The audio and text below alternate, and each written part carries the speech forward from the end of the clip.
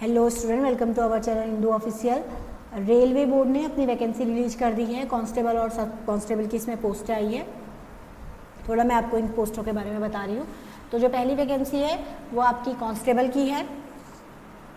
इसके फॉर्म भरने 15/4/2024 से शुरू हो गए हैं और 14/5/2024 तक इसके फॉर्म भरे जाएंगे।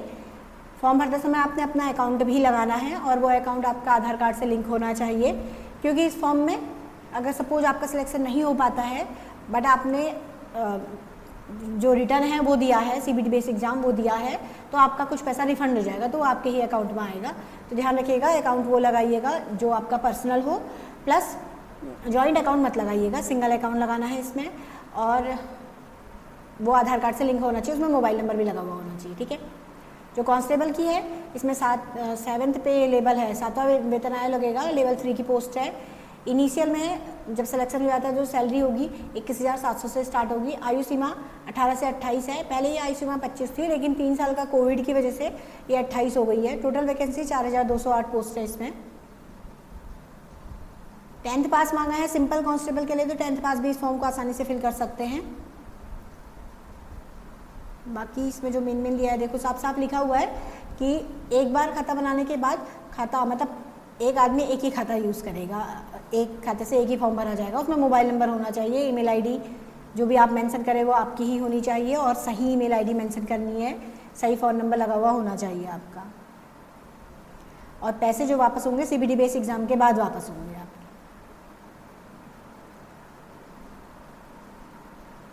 नेक्स्ट है इसमें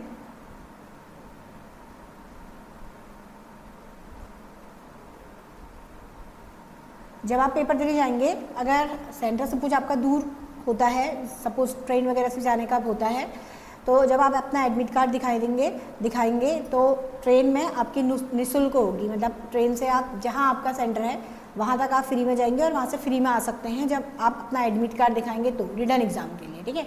और उसके बाद मेडिकल होगा या फिर फिजिकल होगा, उन सब के लिए आपके ट्रेन का टिकट फ्री होगा।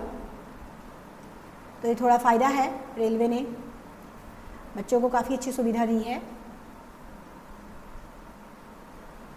जो मेन साइट है फॉर्म भरने के लिए www.indianrailway.gov.in, तो इसी मेन साइट में इस फॉर्म को फिल करिएगा। ये मैं आपको बता चुकी हूँ, 18 से 28 साल आयु सीमा है। ST/SC कैंडिडेट के लिए 5 ईयर का रिलैक्सेशन मिलेगा अपर एज में, बट आपके पास कास्ट सर्टिफिकेट होना चाहिए। और OBC वालों के लिए 3 ईयर का मिलेगा। OBC में भी 2 होते हैं, क्रीमी लेयर होता है, एक नॉन क्रीमी होता है, तो नॉन क्रीमी है उनको मिलेगा, ठीक है। जो शुल्क है जनरल वाले कैंडिडेट्स के लिए, जनरल वाले बॉयज़ के लिए, ठीक है, मेल कैंडिडेट्स के लिए 500 का शुल्क है। और ST है, SC है, OBC है और जो महिलाएं हैं इन सब के लिए 250 का चालान है। जिनका 500 का है इनका 400 मानकर वापस होंगे और 400 में से भी बैंक अपना थोड़ा जो कुछ पेमेंट होता है थोड़ा बहुत काट लेते हैं पैसा GST के तौर पर, वो कट के वापस आएगा। और जो जिनका 250 का कट रहा है उसमें बैंक का चार्ज कट के फिर पैसा वापस आएगा, सारा पैसा वापस नहीं आएगा। नेक्स्ट इसमें है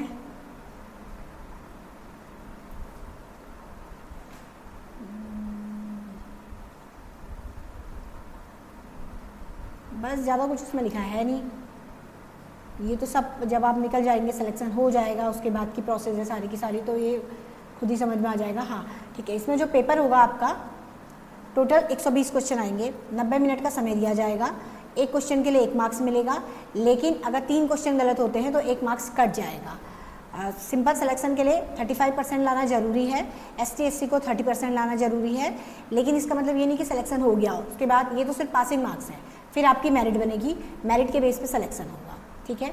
इसमें जो इसका सिलेबस है, अंकगणित आएगी 35 मार्क्स की, ये सारा लिखा हुआ है। दूसरी जनरल इंटेलिजेंस 35 मार्क्स की, जनरल अवेयरनेस 50 मार्क्स के आएंगे क्वेश्चन। उसके बाद फिजिकल होगा आपका, CBT बेस जब एग्जाम कंप्लीट हो जाएगा, आपका सिलेक्शन हो जाता है, सपोज CBT में 1 आप क्लियर कर लेते हो, उसके बाद आपका होगा फिजिकल कांस्टेबल का बता रही हूँ मैं पूरा अभी। फिजिकल में जो मेल कैंडिडेट है उनके लिए दौड़ है आपकी 1600 मीटर की दौड़ है, 5 मिनट 45 सेकंड का समय मिलेगा। लंबी कूद है 14 फीट, ऊंची कूद है 7 फीट। और जो महिलाएं होंगी महिलाओं के लिए तो दौड़ में माइनस लिखा है, मे भी पॉसिबल है कि महिलाओं के लिए दौड़ ना हो, देखना पड़ेगा। दौड़ है सॉरी, महिलाओं के लिए 800 मीटर की दौड़ है, 3 मिनट 40 सेकंड का समय मिलेगा। लंबी कूद 9 फीट की है और ऊंची कूद 3 फीट की है, ठीक है।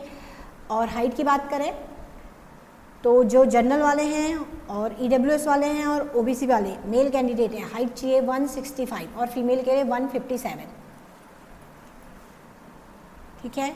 और ST SC वालों के लिए हाइट मेल में 160, फीमेल के लिए 152। ऐसे जो गढ़वाली, गोरखा, मराठी, डोगरा, कुमाऊनी, ये लोग इस कास्ट से बिलोंग करते हैं किसी पर्टिकुलर, अगर उनके पास कास्ट सर्टिफिकेट है तो मेल कैंडिडेट के लिए 163 हाइट और फीमेल के लिए 155 हाइट, ठीक है।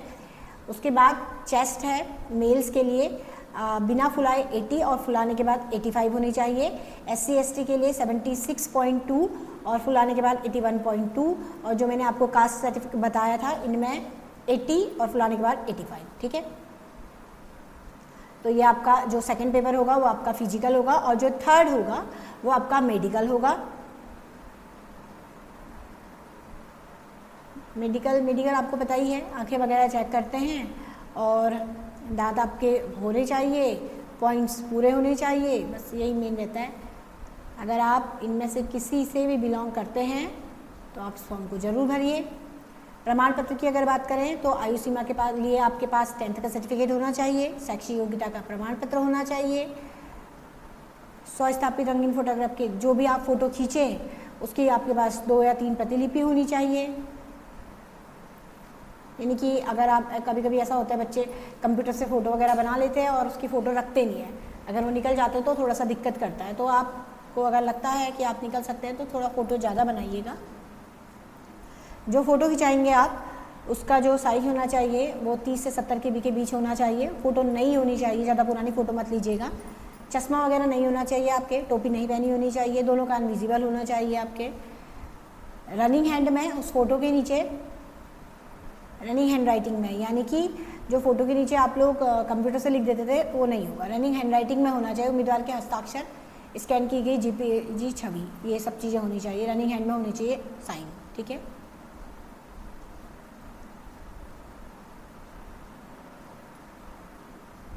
ये कुछ एड्रेस हैं जो जहाँ जिस जोन से आता है उस जोन का वो फॉर्म फिल करेगा, उसमें क्लिक करेगा तो उस जोन का फिल कर सकता है।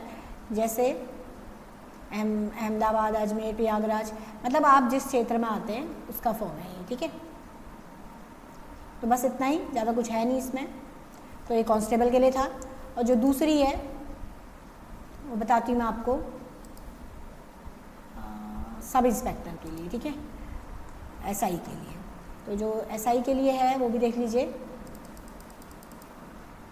SI के लिए भी सेम प्रोसेस है, बट उसमें कांस्टेबल में 10th है और SI में जो होगी आपकी ग्रेजुएशन है। इसके फॉर्म भी सेम प्रोसेस है, लेकिन टोटल जो वैकेंसी है इसका जो लेवल होगा वो 6 लेवल है, और जो आपकी सैलरी स्टार्ट होगी 35,400 से स्टार्ट होगी। एज लिमिट होगी इसकी 20 से 28 साल, और टोटल वैकेंसी 452 पोस्ट हैं इसमें, और शैक्षिक अर्हता इसमें ग्रेजुएशन है, और सारे के सारे सेम प्रोसेस है। ऐसा इसमें भी रिफंड होगा, उसमें भी रिफंड होगा, तो ये मैंने सब आपको पहले बता दिया है। थोड़ा सा एक शॉर्ट पुल नोटिस और बता देती हूँ मैं आपको, मैंने फिर से बता दिया। जनरल वाले कैंडिडेट्स के लिए 500 का चालान, SC ST के लिए 250 का चालान, ऑल फीमेल जितनी भी फीमेल है सबके लिए 250 का है। अगर आपसे कोई गलती हो जाती है और आप करेक्शन करना चाहते हो तो फिर से आपको 250 पे करने होंगे। पैसा रिफंड होगा जब प्री हो जाएगा, यानी कि जो CBT बेस एग्जाम में पार्टिसिपेट करेगा सिर्फ पैसा उसी का रिफंड होगा, अदरवाइज पैसा रिफंड नहीं होगा। एज लिमिट की बात करें तो कांस्टेबल के लिए 18 से 28 साल, सब इंस्पेक्टर के लिए 20 से 28 साल, ये एज लिमिट हो जाएगी आपकी। सब इंस्पेक्टर की जो क्वालिफिकेशन है वो आपके पास ग्रेजुएशन होनी चाहिए, किसी भी से भी BA BSc कुछ भी चलेगा, सॉरी सब इंस्पेक्टर के लिए। कांस्टेबल के लिए 10th सिंपल 10th किसी भी सब्जेक्ट से, आर्ट साइड साइंस साइड सब चलेंगे, ठीक है। टोटल पोस्ट मैंने आपको बता दी 4208 है, इसमें 4452 पोस्ट हैं। तो अगर आपको लगता है कि आप इस फॉर्म को भर सकते हैं ज़रूर फिल करिएगा और सिलेक्शन पाइए। तब तक के लिए थैंक यू।